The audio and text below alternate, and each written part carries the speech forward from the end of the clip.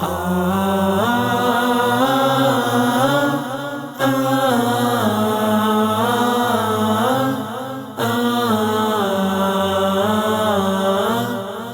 بزرگ بتاتے ہیں کہ ہمیں جب وہاں بتایا گیا کہ ہمارا ایک ملک ہوگا، وہاں پہ اسلام کی حدود نافذ ہوں گی، وہاں پہ اللہ کے دین کا نفاذ ہوگا، نبی اکرم صلی اللہ علیہ وآلہ وسلم کا مصطفی نظام ہوگا، کہتے ہیں ہم نے سب کچھ چھوڑ چھاڑ کے اس ملک میں آنے کا پروگرام بنا لیا۔ پھر جتنی قربانیاں ہمارے آبا و اجداد نے دیں، شاید نئی نسل کو تو پتہ ہی نہیں ہے کہ کتنی قربانیاں دینی پڑیں، کتنی لاشیں اٹھانی پڑیں، کتنے لوگ لاپتہ ہوئے، کتنے بچے یتیم ہوئے، کتنے سہاگ اجڑے، کتنی عزتیں لوٹی گئیں، کتنے عصمتیں غیر محفوظ ہوئیں، ہمیں تو پتہ ہی نہیں۔ سب کچھ کس لیے ہوا؟ اس لیے ہوا کہ ہم اللہ کا نظام نافذ کریں۔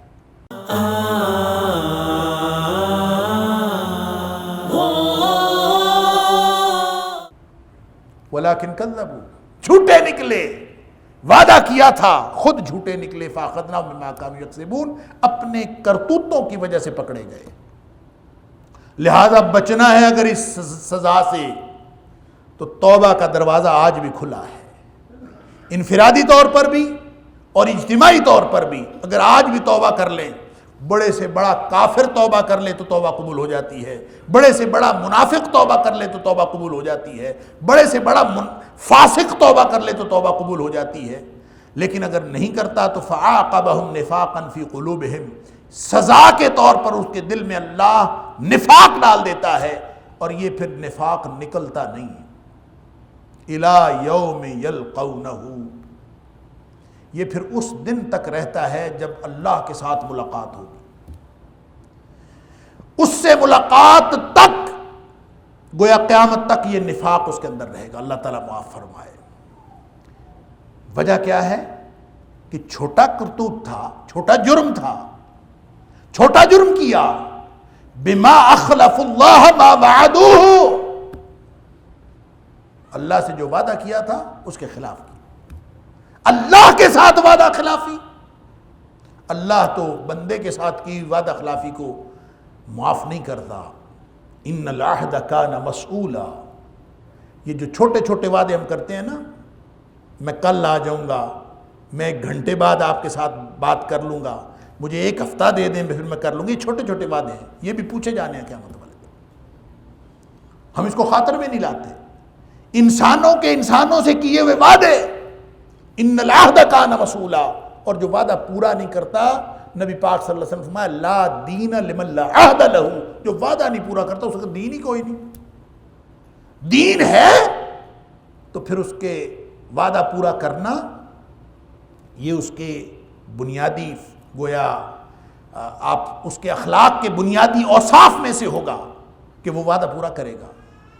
اور وعدہ خلافی منافق کی نشانی، وہ جو 4 من کن فیہ، جو 4 باتیں فرمائیں یا 3 باتیں فرمائیں، کانا منافقا خالصا، پکا منافق ہے۔ مسلم شریف کی روایت کے مطابق وَإِن صَلَّى وَإِن صَامَ وَزَعَمَ أَنَّهُ مُسْلِم، چاہے نماز پڑھتا ہو، چاہے روزہ رکھتا ہو، اور چاہے یہ گمان کرے کہ میں تو مسلمان، پھر وہ اگر اس کے اندر یہ 4 باتیں، ان 4 باتوں میں سے یا جس جگہ فرمایا 3 باتیں، اس میں سے کوئی چیز موجود ہے تو منافق ہے۔ یہ منافق کی نشانی ہے۔ اس میں سے ایک بات، اذا وعد اخلف، وعدہ کرتا ہے تو وعدہ خلافی کرتا ہے، ایفائے عہد نہیں کرتا۔ تو جو اللہ کے ساتھ وعدہ خلافی کرے اس کی پھر سزا تو زیادہ سختی، بڑا جرم ہے۔ بما اخلف اللہ ما وعدوہ، اللہ کے ساتھ وعدہ کر کے اس کی خلاف ورزی کی ہے، اس لیے ان کو یہ سزا ملے گی۔ فَأَعْقَبَهُمْ نِفَاقًا فِي قُلُوبِهِمْ، اللہ ان کے دلوں میں نفاق ڈال دے گا، وَإِلَىٰ يَوْمِ يَلْقَوْنَهُ، اور یہ قیامت تک ان کے دلوں میں نفاق رہے گا۔ اللہ تعالیٰ معاف فرمائے۔ وَبِمَا كَانُوا يَكْذِبُونَ، وعدہ خلافی کی وجہ سے اور اپنے جھوٹے کردار کی وجہ سے۔ وہی بات جو میں عرض کر چکا ہوں کہ سورہ اعراف کی آیت نمبر 96 کے مطابق اللہ تعالیٰ فرماتا ہے وَلَوْ أَنَّ أَهْلَ الْقُرَىٰ آمَنُوا وَاتَّقَوْا لَفَتَحْنَا عَلَيْهِمْ بَرَكَاتٍ مِّنَ السَّمَاءِ وَالْأَرْضِ، اگر یہ بستیوں کے لوگ واقعتاً ایماندار ہوتے اور تقوی کی روش اختیار کرتے تو ہم زمین و آسمان سے خیر و برکت کے دروازے کھول دیتے، وَلَٰكِن كَذَّبُوا، جھوٹے نکلے، فَأَخَذْنَاهُمْ بِمَا كَانُوا يَكْسِبُونَ، ان کے کرتوتوں کے سبب ہم نے ان کو پکڑ لیا، یہ کرتوتوں کے سبب پکڑے ہوئے ہیں، اللہ تعالیٰ معاف فرمائے۔ أَلَمْ يَعْلَمُوا أَنَّ اللَّهَ يَعْلَمُ سِرَّهُمْ وَنَجْوَاهُمْ وَأَنَّ اللَّهَ عَلَّامُ الْغُيُوبِ، ان کو کیا یہ معلوم نہیں ہے کہ اللہ تعالیٰ ساری باتیں جانتا ہے، اللہ مخفی راز اور مخفی خفیہ مشورے اللہ تعالیٰ سب کو جانتا ہے، سرہم و نجواہم، یہ جو چھپ کے جتنی بھی باتیں آپ چھپا لیں اللہ تو جانتا ہے، جتنے بھی مخفی راز ہیں۔ منافقین کا اصل میں طریقہ کار یہ ایسا ہوتا ہے کہ وہ چھپ چھپا کے ہی سارے کام کرتے ہیں، انہوں نے چونکہ اپنے کفر کو چھپایا ہوا ہوتا ہے۔ میں کئی دفعہ عرض کر چکا ہوں کہ منافق وہ ہوتا ہے جس کے دل میں رتی بھر ایمان نہیں ہوتا، اس کے دل میں کفر ہوتا ہے، لیکن اس نے اپنے کردار سے، اپنی گفتار سے اس نے اپنے کفر کو چھپایا ہوا ہوتا ہے، تو وہ کفر کو چھپاتا ہے تو یہ اس کا راز ہے، اللہ اس کا راز جانتا ہے، اس کے دل کی بیماری کو جانتا ہے۔ وَنَجْوَاهُمْ، اور یہ جو منافق اپنی پلاننگ کرتے ہیں، منصوبہ بندی کرتے ہیں، خفیہ مشورے کرتے ہیں، اللہ تعالیٰ اس کو بھی جانتا ہے۔ وَأَنَّ اللَّهَ عَلَّامُ الْغُيُوبِ، اور اللہ ہی، اور بے شک اللہ ہی علام الغیوب ہے، ہر طرح کے غیب کی باتوں کو جاننے والا اللہ ہے۔ یہ ان منافقوں کو پتہ ہی نہیں چلتا کہ یہ اپنی طرف سے بڑے خوش ہوتے ہیں کہ ہم نے ظاہری طور پر اور کردار رکھا ہوا ہے، باطنی طور پر اور کردار رکھا ہوا ہے، تو ان کو یہ نہیں پتا کہ اللہ کو سب معلوم ہے۔ اللہ اکبر۔ الذین یلمزون المطوعین من المؤمنین فی الصدقات والذین لا یجدون الا جہدہم فیسخرون منہم سخر اللہ منہم ولہم عذاب علیم۔ یہ منافقین کے کردار کی ایک اور پرت، ایک اور خصوصیت بیان ہوئی ہے کہ الذین یلمزون، کہ یہ وہ لوگ ہیں جو عیب لگاتے ہیں، تان کرتے ہیں، المطوعین، جو خوشی سے صدقہ کرنے والے ہیں ان کے اوپر الزام لگاتے ہیں، ان کے اوپر عیب لگاتے ہیں، من المومنین، اہل ایمان میں سے جو خوشی سے صدقہ کرتے ہیں ان کے اوپر، مطوعین من المومنین فی الصدقات، تطوع کا معنی ہوتا ہے خوشی سے دینا، اور تطوع ہر طرح کی نفل عبادت کو تطوع کہتے ہیں۔ نماز بھی تطوع کی ہو سکتی ہے، صدقہ بھی تطوع کا ہو سکتا ہے، کوئی بھی نیکی تطوع کی ہو سکتی ہے، جتنے بھی نوافل ہیں سارے تطوع کے ہیں۔ تو مطوعین کون ہیں؟ مطوعین وہ ہیں جو خوشی خوشی نیکیاں کرتے ہیں اور نفل نیکیاں کرتے ہیں جو فرض نہیں ہیں، واجب نہیں ہیں، اور خوشی خوشی وہ نیکیاں کرتے ہیں۔ اور خاص طور پہ یہاں غزوہ تبوک کے تناظر میں بتایا کہ یہ لوگ الزام لگاتے ہیں ان کے اوپر، الذین یلمزون، تان کرتے ہیں اور ان کے اوپر عیب لگاتے ہیں، المطوعین من المؤمنین فی الصدقات، جو صدقات کے اندر بڑھ چڑھ کے، آگے بڑھ چڑھ کے خوشی سے صدقہ دیتے ہیں، ان کے اوپر یہ عیب لگاتے ہیں۔ والذین لا یجدون الا جہدہم، اور وہ لوگ جو نہیں پاتے، کہ ان کے پاس کچھ نہیں، لا یجدون، وہ کچھ نہیں پاتے، الا جہدہم، سوائے اس کے کہ وہ محنت کر لیں، محنت کے علاوہ ان کے پاس کچھ نہیں۔ اللہ اکبر۔ دیکھیں اس غزوہ تبوک کو جیش العسرت کہا جاتا ہے، ساعت العسرہ اللہ تعالیٰ نے قرآن میں فرمایا۔ یہ جیش العسرت تنگی کا دور تھا، تنگی کا دور اس لیے کہ جیسے وہ یہ ذمہ داروں کی زبان میں 13واں مہینہ ہوتا ہے نا، وہ 13واں مہینہ اس کیفیت کو کہتے ہیں کہ فصل پکی ہوئی ہے، اور جب فصل پکتی ہے تو اس سے پہلے جو ذمہ دار ہے وہ سارا کچھ خرچ کر چکا ہوتا ہے، اس امید پر کہ فصل آئے گی تو میرے سارے ادھار بھی چکتا ہو جائیں گے اور میرے خوشحالی آ جائے گی، اور اس وقت بالکل وہ خالی ہاتھ ہوتا۔ یہی کیفیت تھی، کھجوروں کی فصلیں تھیں، کھجور پکی ہوئی تھی، سخت گرمی کا موسم تھا۔ اللہ اکبر۔ یہ ساری تفصیلات پہلے بیان ہو چکی۔ اس موقع پر جب تبوک کے لیے سفر کرنا ہے، لمبا سفر ہے، سینکڑوں میل کا سفر، تو اس کے لیے جو اس جہاد کے لیے نبی پاک صلی اللہ علیہ وسلم نے چندے کا عمومی اعلان فرمایا، اور آپ نے جنت کی بشارت دی کہ کون اس کے اوپر خرچ کرتا ہے، تو لوگ جو تھے صحابہ کرام بیچارے وہ اپنی اپنی بساط کے مطابق وہ خرچ کرتے رہے۔ جو زیادہ امیر تھا اس نے زیادہ دیا، جو غریب تھا اس نے اپنی بساط کے مطابق دیا۔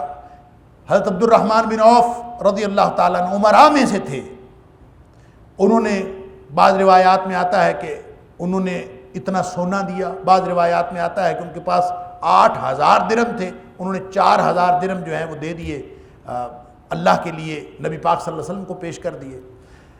حضرت ابوبکر صدیق رضی اللہ تعالیٰ عنہ گھر کا سارا سامان لے آئے، آ کے پیش کر دیا۔ عمر فاروق رضی اللہ تعالیٰ نے اپنے گھر کا آدھا سامان دے دیا، کسی نے کچھ دیا، کسی نے کچھ دیا۔ حضرت عثمان غنی رضی اللہ تعالیٰ نے گھوڑے دیے، اونٹ دیے۔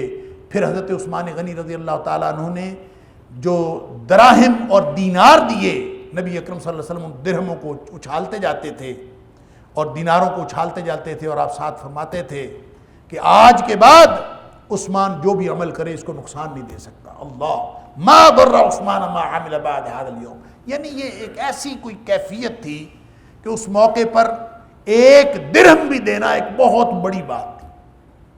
ایسے میں کچھ بیچارے ایسے صحابہ کرام تھے جن کے پاس دینے کو کچھ نہیں تھا الا جہدہم، اللہ تعالیٰ فرماتا ہے کہ ان میں سے ایسے بھی تھے والذین لا یجدون الا جہدہم، ان کے پاس مشقت کرنے کی ایک سبیل تھی، اس کے علاوہ کچھ نہیں تھا۔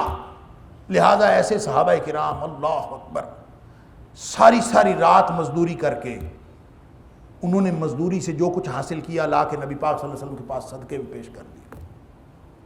حضرت عاصم رضی اللہ تعالی عنہ ایک صحابی مزدوری کر کے 4 سیر یا کوئی 8 سیر غلہ ان کو ملا، آ کے آدھا نبی پاک صلی اللہ علیہ وسلم کو پیش کر دیا، آدھا اپنے اہل و عیال کے لیے لے گئے۔ ایک صحابی کے بارے میں آتا ہے ابو عقیل رضی اللہ تعالی عنہ، بخاری شریف کے اندر اس کا نام، کہ وہ صحابی ساری رات مزدوری کرتے رہے، پانی نکالنے، کنویں میں سے پانی نکالنے کی ساری رات مزدوری کی۔ صبح ان کو چند کھجوریں ملی اور وہ کھجوریں لائے، آدھی انہوں نے نبی پاک صلی اللہ علیہ وسلم کو پیش کر دی اور آدھی کھجوریں وہ اپنے بیوی بچوں کے لیے لے گئے۔ اب اتنی سی کھجوریں غزوہ تبوک لڑنے کے لیے جنگ پہ جا رہے ہیں، رومیوں کے ساتھ لاکھوں کا مجمع ہوگا، لاکھوں کی فوج ہوگی، اس کے خلاف اسلامی فوج جا رہی ہے، اتنی سی کھجوریں دینے سے کیا ہوتا ہے؟ یہ تھی وہ بکواس بازی جو منافقین کرتے تھے، بھئی تیری کھجوروں سے کیا بنے گا، تیرے 4 سیر غلے سے کیا بنے گا۔ جو تھوڑا دیتا تھا اس کو یہ اس طرح مذاق اڑاتے تھے اس کا کہ تیرے اتنی سی کھجوروں سے کیا بنے گا، اور جو زیادہ دیتا تھا عبد الرحمن بن عوف رضی اللہ تعالیٰ عنہ، صدیق اکبر رضی اللہ تعالیٰ عنہ، حضرت عمر فاروق رضی اللہ تعالیٰ عنہ، حضرت عثمان غنی رضی اللہ عنہ، جنہوں نے زیادہ دیا ان کو یہ الٹا مذاق اڑاتے تھے کہ یہ ریاکاری کے لیے زیادہ دے رہے، یہ صرف دکھلاوا کرتے ہیں، شو آف کرتے ہیں۔ تو دونوں طرح یہ مذاق اڑاتے تھے اور ان کے اوپر عیب لگاتے تھے، کسی کے اوپر ریاکاری کا عیب لگا دیا اور کسی کے اوپر یہ کہہ دیا کہ تیرے اس سے کیا بنے گا۔ سبحان اللہ، ابو عقیل رضی اللہ تعالیٰ عنہ نبی اکرم صلی اللہ علیہ وسلم کو جب کھجوریں پیش کی، تھوڑی سی کھجوریں تھیں، نبی پاک صلی اللہ علیہ وسلم نے وہ کھجوریں لیں، اتنے خوش ہوئے نبی پاک صلی اللہ علیہ وسلم، آپ نے وہ کھجوریں جو سامان اکٹھا ہوا تھا اس کے ڈھیر کے اوپر پھیلا دی۔ آپ نے فرمایا کہ یہ کھجوریں بڑی برکت والی ہیں، یہ بیچارہ ساری رات مشقت کر کے آیا ہے۔ اللہ تعالیٰ قرآن میں فرماتا ہے کہ بدبخت منافقو، تم کیا کر رہے ہو کہ جو لوگ صدقات کے اندر خوشی خوشی زیادہ دے رہے ہیں یا جو اپنی محنت مشقت سے کما کے تھوڑا بہت دے رہے ہیں، تم سب کا مذاق اڑا رہے ہو، ان کے اوپر عیب لگا رہے ہو۔ فَيَسْخَرُونَ مِنْهُمْ، ان کا تمسخر اڑاتے ہیں، ان کا مذاق کرتے ہیں۔ سَخِرَ اللَّهُ مِنْهُمْ، منافقو اللہ تمہارے اس تمسخر کا جواب دے گا۔ وَلَهُمْ عَذَابٌ عَلِيمٌ، اور ان کے لیے، ان منافقوں کے لیے دردناک عذاب ہے۔ استغفر لہم او لا تستغفر لہم، اے حبیب صلی اللہ علیہ وسلم آپ ان کے لیے مغفرت مانگیں یا نہ مانگیں۔ ان تستغفر لہم 70 مرہ، اگر آپ ان کے لیے 70 دفعہ بھی مغفرت مانگیں، فلن یغفر اللہ لہم، اللہ نے ان کو معاف کوئی نہیں کرنا، اللہ نے ان کو کوئی نہیں بخشنا، ان کے گناہ کوئی نہیں بخشے جانے۔ ذالک بانہم کفروا باللہ ورسولہ، یہ اس لیے ہے کہ انہوں نے کفر کیا ہے اللہ اور اس کے رسول صلی اللہ علیہ وسلم کے خلاف، ان کا کفر کیا ہے۔ واللہ لا یہدی القوم الفاسقین، اللہ ایسے فاسقوں کو اور فاجروں کو کبھی بھی ہدایت نہیں دیا کرتا۔ واللہ لا یہدی، اللہ نہیں ہدایت دیتا القوم الفاسقین، فاسقوں کی قوم کی۔ اور فاسق کون ہوتا ہے؟ جو اللہ اور اس کے رسول صلی اللہ علیہ وسلم کی اطاعت سے نکلا ہوا ہوتا ہے۔ چھوٹا فاسق بھی ہو سکتا ہے، بڑا فاسق بھی، پہلے بات ہو چکی۔ کافر بھی فاسق ہیں اپنے درجے پر، منافق بھی فاسق ہیں اپنے درجے پر، اور اہل ایمان بھی فاسق ہو سکتے ہیں چھوٹا موٹا گناہ کر کے اور بڑے گناہ کر کے، یہ فسق کے مرتکب ہو سکتے ہیں۔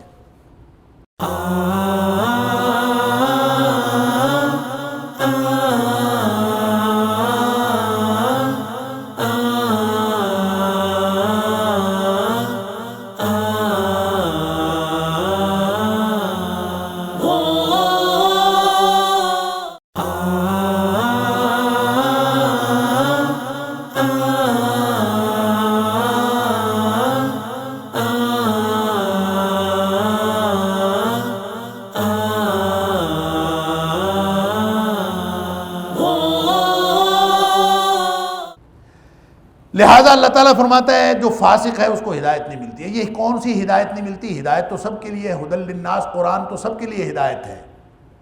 تو یہ ہدایت وہ نہیں ہے جو اللہ تعالیٰ نے راستہ دکھانے والی ہدایت تو سب کو ملی ہوئی ہے۔ یہ منزل مقصود پر پہنچانے والی جو ہدایت ہے وہ اللہ تعالیٰ فاسقوں کو نہیں دیتا۔ انا ہدیناہ السبیل اما شاکرا و اما کفورا، جو ہدایت ہے سیدھے اور الٹے رستے کی پہچان کی، وہ تو اللہ نے ہر ایک کو عطا فرمائی۔ بھئی یہ سیدھا رستہ، یہ الٹا رستہ، اور سب کو دکھایا ہوا ہے، چاہے وہ کفر کرنے والا بن جائے، چاہے وہ شکر کرنے والا بن جائے۔ البتہ ایصال الی المطلوب والی ہدایت، اراء الطریق، راستہ دکھانا، وہ سب کو ملی ہوئی ہے۔ راستہ اللہ نے کافروں کو بھی دکھایا ہے، اللہ نے فاسقوں کو بھی دکھایا ہے، اللہ نے وہ راستہ منافقوں کو بھی دکھایا ہے۔ کوئی جانا چاہتا ہے تو چلا جائے، لیکن جن لوگوں کو اللہ تعالیٰ ایسی ہدایت نصیب فرماتا ہے کہ جو منزل مقصود پر پہنچا دے، یہ ان لوگوں کو عطا فرماتا ہے جو ایمان کے ساتھ نیکی کے رستے پر جد و جہد کریں۔ والذین جاہدوا فینا لنہدینہم سبلنا، جو ہمارے رستے پر جد و جہد کرتے ہیں ان کو ہم سیدھے رستے پر لے جاتے ہیں۔ فرح المخلفون بمقعدهم خلاف رسول اللہ وکرہوا ان یجاہدوا باموالہم وانفسہم فی سبیل اللہ وقالوا لا تنفروا فی الحر قل نار جہنم اشد حرا لو کانوا یفقہون۔ اب بڑے خوش ہیں یہ پیچھے رہ جانے والے، یعنی منافقین نہیں گئے ساتھ، بہانے بنا لیے، بہانے بنا کے یہ رہ گئے، نبی پاک صلی اللہ علیہ وسلم سے اجازت لے لی کہ ہم نے کوئی نہیں جانا، اور جو پیچھے رہ گئے بڑے خوش ہیں۔ فرح المخلفون، پیچھے رہ جانے والے بڑے خوش ہیں بمقعدہم خلاف رسول اللہ صلی اللہ علیہ وسلم، یعنی اللہ کے رسول صلی اللہ علیہ وسلم کے پیچھے بیٹھ جانے کی وجہ سے کہ وہ چلے گئے ہیں، ہم پیچھے رہ گئے ہیں، بڑے خوش ہیں کہ ساری مصیبتیں وہ جھیل لیں گے، ہم آرام سے بیٹھے ہیں مدینہ منورہ کے اندر۔ اللہ تعالیٰ فرماتا ہے وَكَرِهُوا أَن يُجَاهِدُوا بِأَمْوَالِهِمْ وَأَنفُسِهِمْ فِي سَبِيلِ اللَّهِ، انہوں نے اس بات کو ناپسند کیا ہے ان یجاہدوا باموالہم وانفسہم فی سبیل اللہ، کہ یہ اللہ کے راستے میں اپنے جانوں سے اور اپنے مالوں سے جہاد کرتے، اس بات کو انہوں نے ناپسند کیا ہے اور پیچھے بیٹھ کر بڑے خوش ہیں۔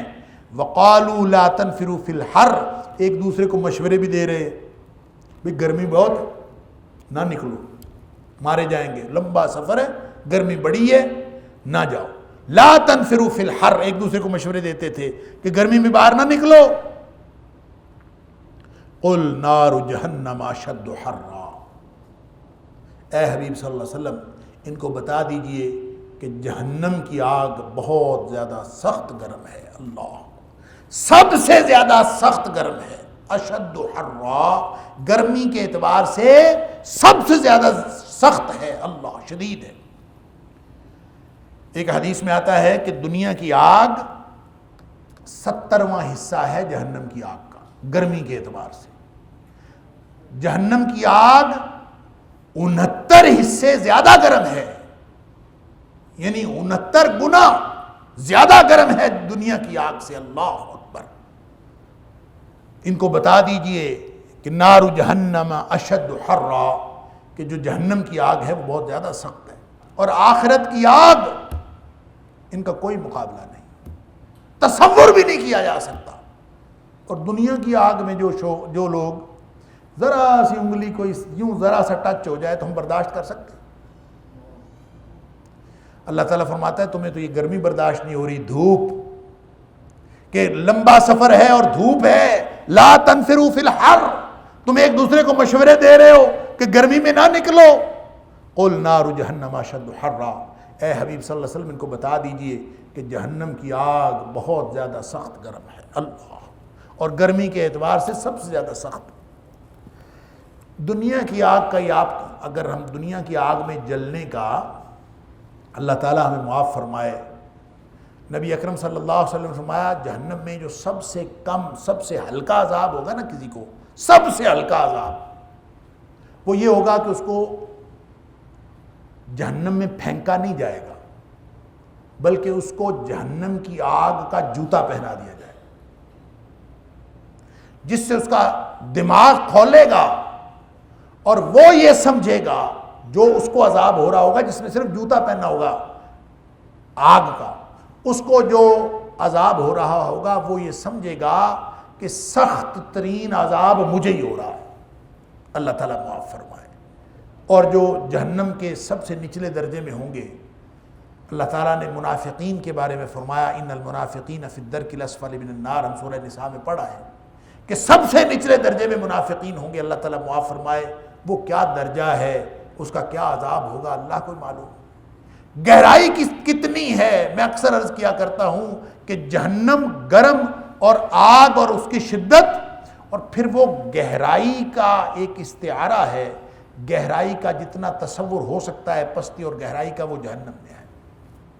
نبی پاک صلی اللہ علیہ وسلم فرماتے ہیں ایک بھاری پتھر اس کے کنارے سے اگر پھینک دیا جائے تو وہ نیچے جاتا جائے جاتا جائے جاتا جائے، اللہ اکبر، تو 70 سال گزر جائیں گے اور اس کا پیندہ نہیں آئے گا۔ اب یہ جو 70 کا جو جہاں کہیں بھی 70 کا لفظ آتا ہے، جیسے یہاں بھی آیا، تو آپ 70 دفعہ ان کے لیے مغفرت کریں یا 70 دفعہ بھی مغفرت کی دعا کریں تو میں نے کوئی نہیں بخشنا۔ یہ 70 کا جہاں کہیں بھی لفظ آتا ہے یہ عربی میں محاورتاً مبالغے کے لیے بولا جاتا ہے، جیسے ہم کہہ دیتے ہیں بھی تو 100 دفعہ بھی کر لینا تو یہ ہونا نہیں، تو حالانکہ اس کا مطلب نمبر ڈیجٹ 100 نہیں ہوتا، 100 کا مطلب مبالغہ ہوتا، لہذا اگر اس کا مطلب مبالغہ ہے 70 سال، بھاری پتھر کتنا سفر طے کرتا ہے، کتنا گہرا پیندہ ہے، اللہ تعالیٰ اس جہنم سے ہم سب کو معاف فرمائے۔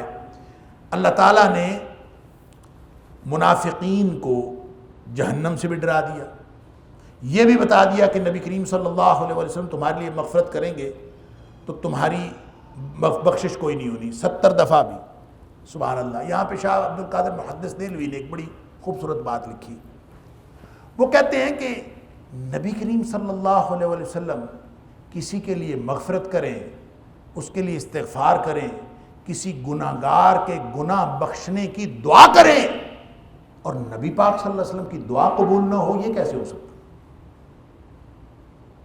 یہ ممکن ہی نہیں ہے کہ نبی کریم صلی اللہ علیہ وسلم کسی گناہگار کے بارے میں دعا فرمائیں کہ اللہ اس کو بخش دے اور اللہ تعالیٰ اس کو نہ بخشے۔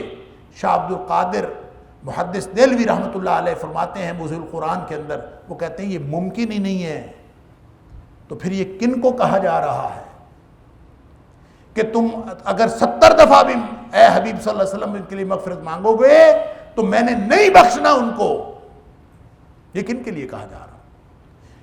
پھر وہ کہتے ہیں فرق یہ ہے کہ گناہگار کی بخشش ہوتی ہے، بد عقیدہ کی مغفرت نہیں ہوتی۔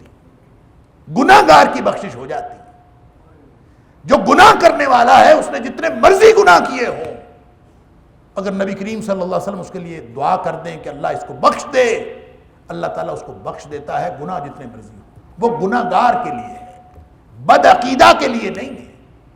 اور بد عقیدہ کون ہے؟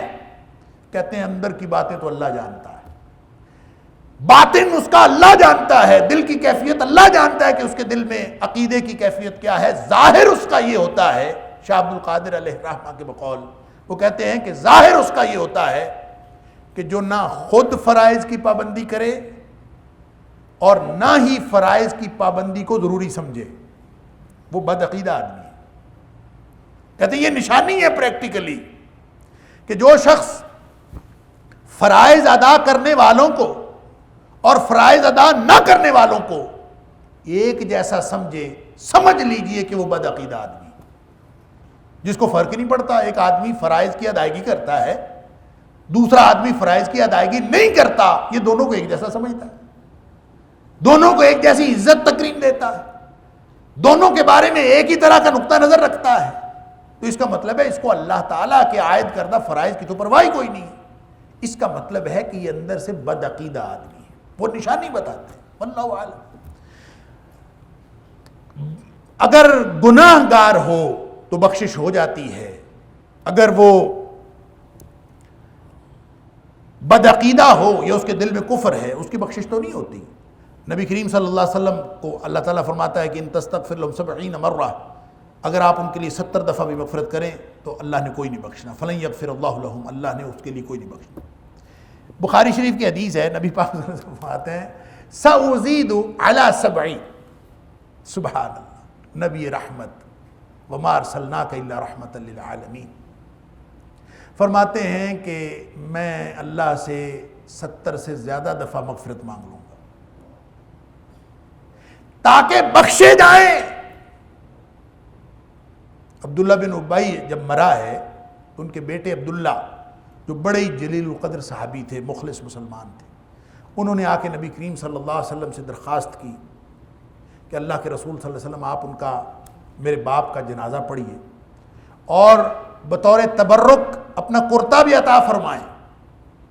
نبی کریم صلی اللہ علیہ وسلم نے اپنا کرتا، جو پسینے سے بھیگا ہوا کرتا تھا، نبی پاک صلی اللہ علیہ وسلم کا پسینہ، خوشبو اور برکت، پسینہ لگا ہوا کرتا، نبی پاک صلی اللہ علیہ وسلم کی ہر چیز کے اندر برکت ہے. نبی پاک صلی اللہ علیہ وسلم کا پسینے بھرا کرتا آپ نے عطا فرمایا، اس میں اس کو کفن دیا گیا.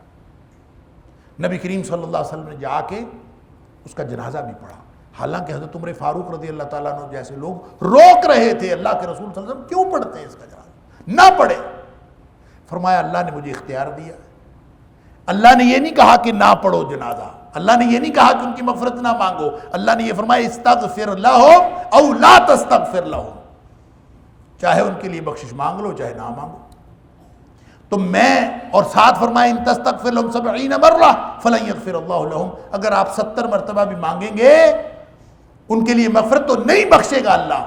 فرمایا سأزید علی 70، میں 70 سے زیادہ دفعہ مانگ لوں تاکہ اللہ اس کو بخش دے. بعض روایات میں آتا ہے کہ نبی پاک صلی اللہ علیہ وسلم اس وقت پہنچے جب اس کی تدفین ہو چکی تھی. آپ نے اس کی قبر کھلوائی، اس کو دوبارہ نکال کے نبی پاک صلی اللہ علیہ وسلم نے اپنا جو ہاتھ تھا نبی پاک صلی اللہ علیہ وسلم اس کے اوپر پھیرا. نبی پاک صلی اللہ علیہ وسلم نے اپنا لعاب مبارک اس کے اوپر تھوکا، اس کو اپنے گھٹنے پہ اس کی لاش کو رکھا، اس کے اوپر اپنا لعاب مبارک بھی پھینکا. اللہ فرماتا ہے فلن یغفر اللہ لہم، ان کی بخشش کوئی نہیں ہونی. یہ دشمن ہیں. ایک طرف اللہ کا قانون ہے منافقوں کے بارے میں، ایک طرف نبی اکرم صلی اللہ علیہ وسلم کا کردار ہے منافقوں کے بارے میں، آپ کا رویہ ہے. ہمارے لیے نبی کریم صلی اللہ علیہ وسلم کا رویہ سنت ہے، ہمارے لیے اللہ کا قانون سنت نہیں ہے. اللہ کا قانون وہ خالق کی بات ہے. لقد کان لکم فی رسول اللہ اسوۃ حسنہ، جتنا بھی گیا گزرا ہے. اللہ اکبر. فرمایا کہ جہنم کی آگ زیادہ سخت ہے، ان کو بتا دیجئے لو کانوا یفقہون، اگر یہ سمجھ جائیں. فلیضحکوا قلیلا ولیبکوا کثیرا، فلیضحکوا قلیلا ولیبکوا کثیرا جزاء بما کانوا یکسبون. بس چاہیے کہ وہ تھوڑا ہنسیں وَلْيَبْكُوا كَثِيرًا، اور زیادہ روئیں، جزام بما کانوا یکسبون، اس بدلے میں کہ ان کے کرتوت ہی ایسے تھے، جو کچھ انہوں نے کیا ہے اس کے بدلے میں وہ اس طرح سے کریں۔ کیونکہ یہاں بدلے کا ذکر ہے، جزام بما کانوا یکسبون، ان کے کرتوتوں کا بدلہ، اس لیے اکثر مفسرین کا خیال یہ ہے کہ یہ منافقین کے مستقبل کی بات ہو رہی ہے، کہ یہ حکم نہیں ہے فَلْيَدْعُوا قَلِيلًا وَلْيَبْكُوا كَثِيرًا، بلکہ یہ ان کے مستقبل کی بات ہو رہی ہے کہ ان کے ساتھ ایسا ہوگا کہ یہ ہنسیں گے تھوڑا، وَلْيَبْكُوا كَثِيرًا، اور بہت زیادہ روئیں گے، جزام بما کانوا یکسبون، جو انہوں نے کرتوت کیے ہیں اس کے بدلے میں۔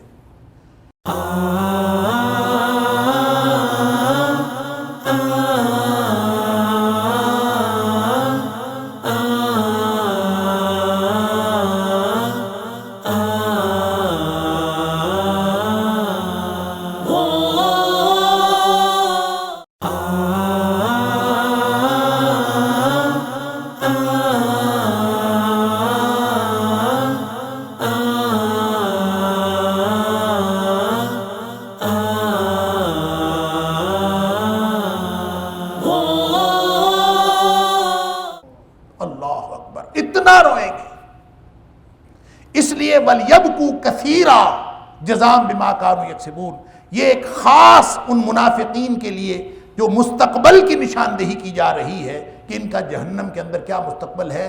یہ ہنسیں گے تھوڑا، کیا مطلب؟ زیادہ سے زیادہ ان کی جو ہنسی خوشی ہے، جو ان کے سارے معاملات ہیں، یہ سارے موت تک کے لیے ہیں، مریں گے تو بس اس کے بعد ان کے لیے رونا ہی رونا ہے۔ وَلْيَبْكُوا كَثِيرًا، بہت روئیں گے اگر یہ اس کو مضارع سمجھیں اور اس کو مستقبل کے بارے میں سمجھیں۔ لیکن فَلْيَبْكُوا فَلْيَضْحَكُوا قَلِيلًا، یہ امر غائب بھی ہو سکتا ہے اور امر غائب بھی ہے، اور یہ ان کے لیے اس کو امر غائب کہیں تو اس کا مطلب ہے تھوڑا ہنسیں، زیادہ روئیں، اس لیے کہ ان کے کرتوت ایسے ہیں کہ ہو سکتا ہے روئیں تو ان کے کرتوت بخشے جائیں۔ نبی پاک صلی اللہ علیہ وسلم نے یہ ایک تو خاص منافقین کے اس تناظر میں جو خاص حکم ہے کہ ان کا رونا زیادہ ہے، ان کا ہنسنا تھوڑا ہے، یا یہ ہنستے زیادہ ہیں روتے تھوڑا ہیں، حالانکہ ان کو ہنسنا تھوڑا چاہیے اور ان کو رونا زیادہ چاہیے، اس لیے کہ ان کے کرتوت ایسے ہیں۔ ایک تو یہ خاص منافقین کے لیے، اور دوسرا اس کا جو پہلو ہے وہ ایک عام اصول ہے جو نبی پاک صلی اللہ علیہ وسلم کی احادیث سے بھی واضح ہوتا ہے، اور وہ عام اصول ہر شخص کے لیے، ہر فرد کے لیے ہے۔ پھر اس کا معنی کیا ہوگا؟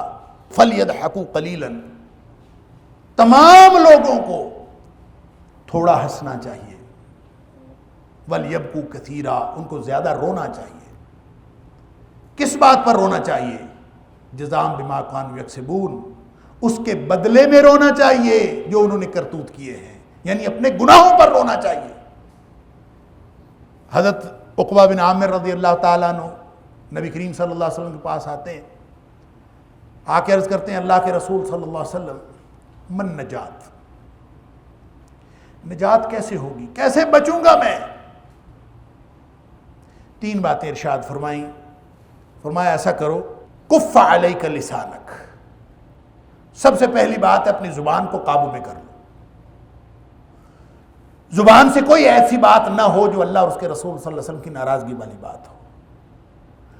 دوسری بات، وَلْيَسَعْكَ بَيْتُكَ، گھر میں بیٹھے رہا کرو، خام خواہ ڈیروں پہ جا کے بیٹھنا، چوپالوں پہ بیٹھنا، گپے لگانے والی جگہوں پہ بیٹھنا، یہ درست نہیں۔ وَلْيَسَعْكَ بَيْتُكَ، گھر میں بیٹھے رہا کرو، وَابْكِ عَلَىٰ خَطِيئَتِكَ، اور اپنے کیے ہوئے گناہوں پر رویا کر، سوچ سوچ کے میرے سے یہ بھی گناہ ہو گیا، یہ بھی خطا ہو گئی، وَابْكِ عَلَىٰ خَطِيئَتِكَ، اپنے گناہوں پہ رویا کر۔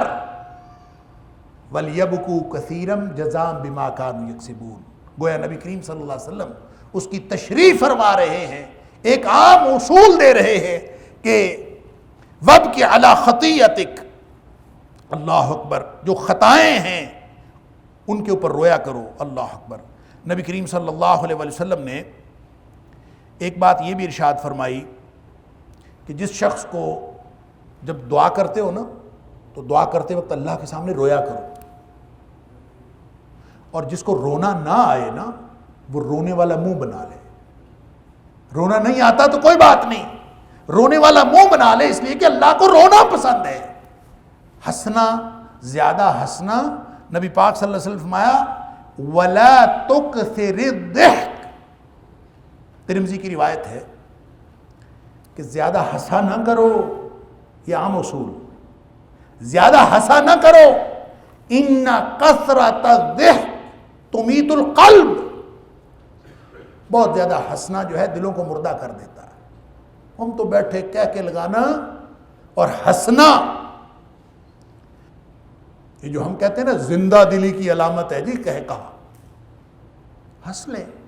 صحابہ کرام بھی ہنسا کرتے تھے، لیکن ان کا رونا زیادہ ہوتا تھا، ہنسنا کم ہوتا تھا۔ اور زیادہ ہنسنا جب نبی پاک صلی اللہ علیہ وسلم فرما دیا، اور یہ صحیح حدیث ہے کہ اپنی خطاؤں پر رونا چاہیے، اور اللہ کے سامنے دعا کرتے ہوئے رونا چاہیے، اور رونا اگر نہ آئے تو پھر اپنا منہ رونے والا بنا لیا کرو۔ اللہ اکبر۔ ایک روایت میں آتا ہے نبی پاک صلی اللہ علیہ وسلم آتے ہیں کہ میں اگر وہ کچھ تمہیں بتا دوں، یا آپ نے فرمایا تم اگر وہ کچھ جان لو جو میں جانتا ہوں تو تم رونے لگو، ایسا رو کہ تمہیں کبھی ہنسی نہ آئے اور تم روتے روتے جنگلوں کو نکل جاؤ۔ تو یہ عام اصول کیا ہے؟ فَلْيَضْحَكُوا قَلِيلًا وَلْيَبْكُوا كَثِيرًا جَزَاءً بِمَا كَانُوا يَكْسِبُونَ۔ یہ ایک خاص مفہوم جو منافقین کا ہے، جو منافقین کے بارے میں خاص تناظر میں جو آیت نازل ہوئی، اس کے اس خاص مفہوم کے علاوہ یہ عام مفہوم ہے، اللہ اکبر، کہ ہر مسلمان کو اپنی خطاؤں پر رونا چاہیے، اللہ کے عذابوں کا تصور کر کے رونا چاہیے۔ اللہ اکبر۔ وہ ہمارے پردادا جی حافظ محمد بن بارک اللہ لکھوی رحمہ اللہ، وہ انہی آیات اور انہی حدیث کی روشنی میں ان کا ایک شعر ہے، وہ کہتے ہیں دوزخ قہر عذاباں کولوں منگو نت پناہی، دوزخ قہر عذاباں کولوں منگو نت پناہی، ہسو تھوڑا تے روو بہتا توبہ کرو گناہی۔ یہ اصول ہے ایک عام کہ فَلْيَضْحَكُوا قَلِيلًا وَلْيَبْكُوا كَثِيرًا۔ یہ صرف منافقین کی، ان کے مستقبل کی بات نہیں ہو رہی، بلکہ ہر مسلمان کو اللہ کا مشورہ ہے، اللہ کی تجویز ہے کہ ہر شخص کو تھوڑا ہنسنا چاہیے، زیادہ رونا چاہیے، ہنس لیں کبھی ہنسنے کا موقع ہو تو۔ اللہ اکبر۔ لیکن اگر روتا نہیں ہے کوئی شخص، ہنستا ہی رہتا ہے، تو ان کثرت الضحک تمیت القلب، دل مردہ ہو جاتے ہیں، دل مر جاتا ہے زیادہ ہنسنے سے، اللہ تعالیٰ معاف فرمائے۔ تو یہ ایک عام اصول بھی ہے، اس کے خاص تناظر کے ساتھ ساتھ یہ ایک عام مفہوم ہے اس کا۔ اللہ تعالیٰ ہم سب کو ایسا بنا دے کہ ہم تھوڑا ہنسنے والے اور زیادہ رونے والے بن جائیں، تاکہ اللہ تعالیٰ ہماری خطاؤں کے اوپر، آنسو اللہ کو پسند ہے، آنسو، ایک آنسو اللہ کے خوف سے گر گیا، اللہ اکبر۔ نبی کریم صلی اللہ علیہ وسلم فرمایا اکیلا بیٹھ کے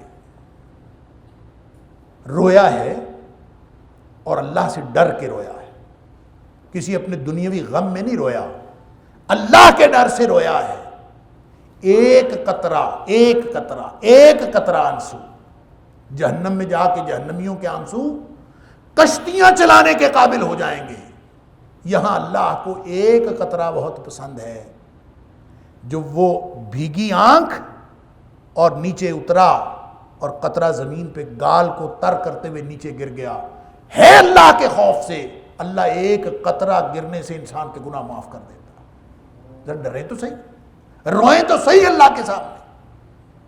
کوئی اللہ سے مانگنے کا، اللہ کے سامنے رونے کا طریقہ سلیقہ تو سیکھے نبی پاک صلی اللہ علیہ وسلم سے۔ آپ نے فرمایا دعا مانگتے ہوئے رو، اگر نہیں رونا آتا تو منہ تو رونے والا بناؤ نا۔ اور جس کو رونا نہیں آتا اللہ کے سامنے دعا مانگتے ہوئے بعض لوگ حج کرنے جاتے ہیں، بیت اللہ میں بیٹھے ہوئے مجھے ایک شخص نے پوچھا، بیت اللہ میں بیٹھے کہتا ہے میں اتنے دن سے آیا ہوں، میں نے عمرہ بھی کر لیا ہے، حج ابھی باقی ہے، مجھے رونا نہیں آتا، میں بہت دفعہ کوشش کرتا ہوں مجھے رونا نہیں آتا۔ اب یہ اس کو تو خیر میں نے کچھ اور کہا، اس کو تسلی کی بات بتائی، اس کو سمجھایا کہ تم یہ کرو اور وہ کرو، لیکن آپ سمجھیں جس کو اللہ کے سامنے رونا نہیں آتا اس کا مطلب ہے اس کی اپنے خطاؤں پر نگاہ نہیں ہے، اور جس کی اپنے خطاؤں پر نگاہ نہیں ہے اس کے دل کے اندر سختی آ چکی ہے، دل اس کا نرم نہیں رہا۔ جس کے دل کے اندر نرمی ہوتی ہے اس کا تو آنسو چھلک جاتا ہے، وہ تو سوال ہی پیدا نہیں ہوتا اس کے آنکھوں سے آنسو نہ نکلے، اور جس کے دل میں سختی آ جاتی ہے، دل سخت ہو جاتے ہیں، اللہ اکبر، اور جیسے اللہ تعالیٰ نے سورہ بقرہ میں فرمایا پتھر سے بھی زیادہ سخت ہو جاتے ہیں، اور یہ اللہ تعالیٰ کی طرف سے لعنت کی کیفیت ہے۔ اللہ تعالیٰ معاف فرمائے، وَجَعَلْنَا قُلُوبَهُمْ قَاسِيَةً، اللہ تعالیٰ نے سورۃ المائدہ میں فرمایا، ہم پڑھ آئے ہیں کہ فَبِمَا نَقْضِهِمْ مِيثَاقَهُمْ لَعَنَّاهُمْ، انہوں نے وعدہ توڑا،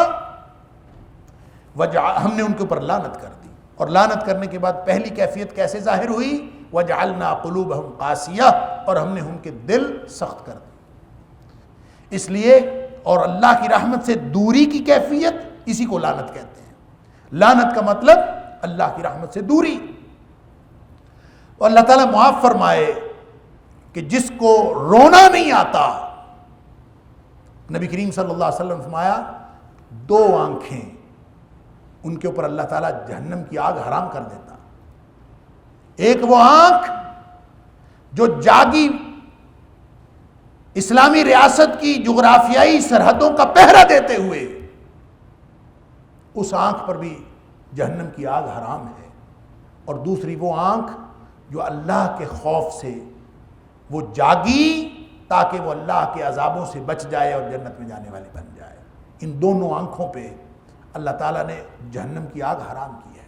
اللہ تعالیٰ ہمیں ان میں سے بنائے۔ فَلْيَضْحَكُوا قَلِيلًا وَلْيَبْكُوا كَثِيرًا جَزَاءً بِمَا كَانُوا يَكْسِبُونَ، اپنے کرتوتوں پر رونا چاہیے، اور جو مشورہ نبی پاک صلی اللہ علیہ وسلم نے حضرت عقبہ بن عامر رضی اللہ تعالیٰ عنہ کو دیا، وہی مشورہ گویا یہاں اللہ کے نے قرآن کی زبان میں عمومی اصول کے طور پر فَلْيَضْحَكُوا قَلِيلًا وَلْيَبْكُوا كَثِيرًا، زیادہ رونا چاہیے، کم ہنسنا چاہیے۔ ہمارے والد صاحب رحمۃ اللہ علیہ مولانا محی الدین لکھوی، اللہ تعالیٰ ان کی مغفرت فرمائے، اللہ تعالیٰ ان کے درجات بلند فرمائے۔ ہم بہن بھائی بچپن میں بہت زیادہ کبھی ہنس رہے ہوتے تھے نا، تو وہ ہمارے ہنسنے کو سن کے آ جاتے ہمارے پاس، اپنے کمرے سے ہمارے پاس آ جاتے، آ کے ہم سے پوچھتے تھے کیوں ہنس رہے ہو، اتنی ہنسی کیوں ہے؟ کیا اللہ نے جہنم سے آزادی کی خبر سنا دی ہے؟ کیا تمہیں یہ گارنٹی مل گئی ہے کہ تم جنتی بن گئے ہو؟ یا کوئی مسلمانوں کا بڑا مسئلہ حل ہو گیا ہے؟ مسئلہ کشمیر اس دور میں بھی تھا، فرمایا کرتے تھے کیا مسئلہ کشمیر حل ہو گیا ہے؟ کیا مسلمانوں کی جو ابتلا کا وقت ختم ہو گیا ہے؟ کوئی ایسی مصیبت ختم ہو گئی ہے جس پر تمہیں خوشی ہے؟ کس بات کی خوشی ہے جو اتنا ہنس رہے ہو؟ اللہ کی طرف سے کیا خوشخبری ملی ہے جو اتنا ہنس رہے ہو؟ اور پھر پھر یہی شعر پڑھا کرتے تھے، دوزخ قہر عذاباں کولوں منگو نت پناہی، ہسو تھوڑا روو بوتا توبہ کرو گناہی۔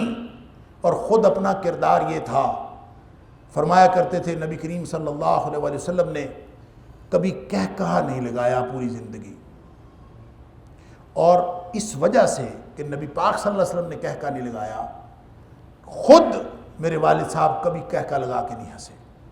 میں نے کبھی ان کو نہیں دیکھا، میں نے 27 سال اپنی ہوش حواس کی عمر میں ان کو دیکھا ہے، اور ان 27 سالوں میں میں نے والد صاحب کو کبھی کہہ کہا لگا کے ہنستے نہیں دیکھا۔ مسکرا لیتے تھے، لیکن جب بہت زیادہ ہنسی آتی تھی جس میں ہم کہہ کہوں میں لوٹ پوٹ ہو جاتے ہیں، تو ان کو بھی ہنسی آتی تھی۔ ظاہر ہے یہ کیسے ہو سکتا ہے کہ آدمی کو ہنسی نہ آئے، ہنستا تو ہے ہر آدمی، صحابہ کرام بھی ہنسا کرتے تھے، نبی پاک صلی اللہ علیہ وسلم مسکرایا کرتے تھے۔ تو میں نے والد صاحب کو دیکھا کہ جب کبھی والد صاحب کو بہت زیادہ ہنسی آتی تھی تو وہ اپنے منہ کو زور سے بند کر لیتے، اگر تو مسکرانا ہوتا تو مسکرا لیتے تھے، لیکن جب بہت زیادہ ہنسی آتی تھی تو وہ اپنے منہ کو بند کر لیتے تھے تاکہ کوئی آواز نہ نکلے، کہہ کی آواز نہ نکلے۔ اور ویسے ان کے جسم کی تھر تھراہٹ سے پتہ چلتا کہ یہ بہت ہنس رہے ہیں، بعض اوقات ان کی آنکھوں سے آنسو نکلنا شروع ہو جاتے ہنسی کی وجہ سے، لیکن آواز نہیں نکالتے تھے، اور کہتے تھے کہ اس لیے آواز نہیں نکالنی کہ نبی کریم صلی اللہ علیہ وسلم کبھی کہہ لگا کے نہیں ہنسے۔ اللہ تعالیٰ ہمیں بھی ایسی زندگی عطا فرمائے، اللہ تعالیٰ ہم بھی نبی کریم صلی اللہ علیہ وسلم کے اسوہ کے مطابق اور اللہ کے قرآن کے اس اصول کے مطابق، اللہ اکبر، کہ فَلْيَضْحَكُوا قَلِيلًا وَلْيَبْكُوا كَثِيرًا جَزَاءً بِمَا كَانُوا يَكْسِبُونَ۔ اور نبی پاک صلی اللہ علیہ وسلم فرماتے ہیں وَابْكِ عَلَىٰ خَطِيئَتَكَ، کہ اپنی خطاؤں پہ رویا کرو، اور رونا اور اللہ کی خشیت کے ساتھ رونا اور اللہ تعالیٰ کے خوف کو دل میں رکھتے ہوئے، اللہ کے عذابوں کو دل میں رکھتے ہوئے اور سوچتے ہوئے، تصور کرتے ہوئے رونا، یہ عین عبادت ہے۔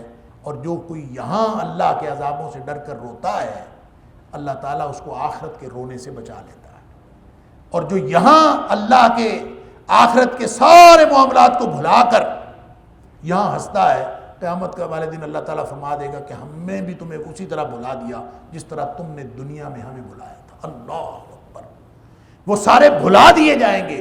اس لیے جتنا جس نے یہاں فکر کر لیا، اللہ تعالیٰ ہم سب کو توفیق عطا فرمائے۔ وقت ہو گیا، وآخر دعوانا الحمدللہ رب العالمین۔